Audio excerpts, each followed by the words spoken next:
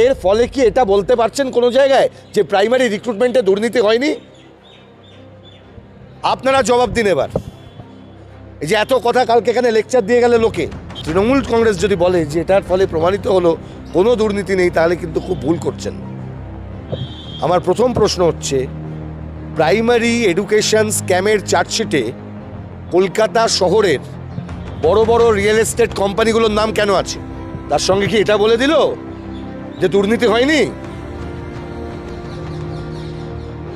একটা গ্লাসের অর্ধেকটা খালি অর্ধেকটা ভরা, তৃণমূল খুশি হবে ওটা বললে 32,000 যোগ্য।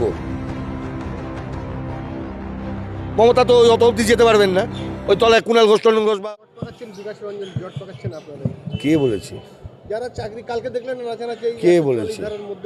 কি করেছে করেছে তাদের নাচানাচি করতেই পারেন। কেউ একটা চাকরি পেয়ে একটা মানে 2014 সালের একটা রিক্রুটমেন্ট প্রসেস, সেই প্রসেসে কজন চাকরি পেয়েছেন, এটা তো একটা সরকারের আমলে স্বাভাবিক ব্যাপার।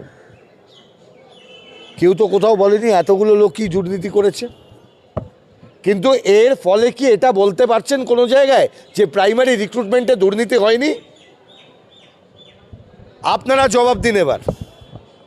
এই যে এত কথা কালকে এখানে লেকচার দিয়ে গেলে লোকে, যারা চাকরিতে রইলেন তারা চাকরিতে থাকুন, যারা দুর্নীতি করেননি তাদের চাকরি রক্ষা করাটা আমাদের সবার কাজ। কিন্তু তার মানে যদি তারা এটা মনে করেন বা তৃণমূল কংগ্রেস যদি বলে যে এটার ফলে প্রমাণিত হলো কোনো দুর্নীতি নেই, তাহলে কিন্তু খুব ভুল করছেন।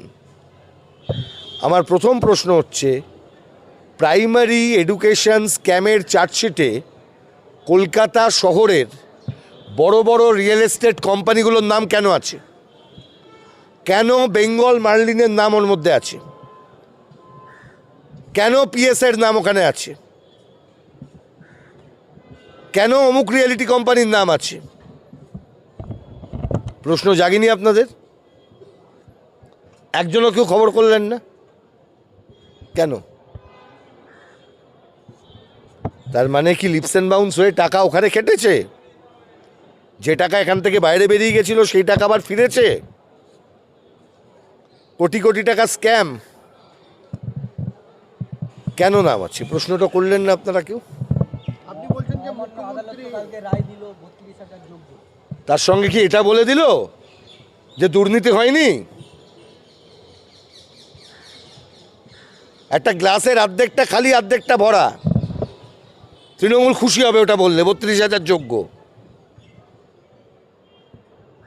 মমতা তো অত অব্দি যেতে পারবেন না, ওই তলায় কুণাল ঘোষ টন্ডন ঘোষ বা ওইসব কী সব আছে না, আসেনি আজকে তৃণমূল ইউটিউবারের লিডার। যাই হোক, তারা আবার খুশি টুশি হবে না?